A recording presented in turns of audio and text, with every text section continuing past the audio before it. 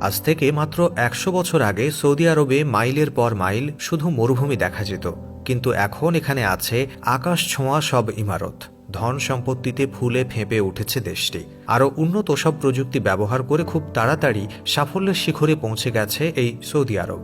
আর বর্তমানে পৃথিবীর সব ধনী দেশের তালিকায় একদম প্রথম সারিতে রয়েছে সৌদি আরব। খনিজ তেলের সবথেকে বড় এক্সপোর্টার এই সৌদি আরবই। পৃথিবীর মোট খনিজ তেলের ১৭% রয়েছে এখানেই।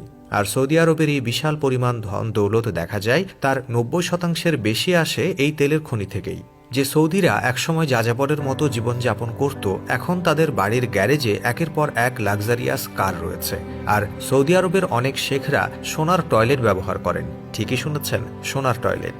ঠিক এতটাই ধনী সৌদি আরবের লোকজন। কিন্তু প্রশ্ন হলো, শুধুমাত্র কি তেলের জন্য এই দেশটাতে উন্নতি হয়েছে? আপনি একটা জিনিস ভাবতে পারেন, তেল তো নাইজেরিয়া এবং ভেনেজুয়েলাতেও আছে।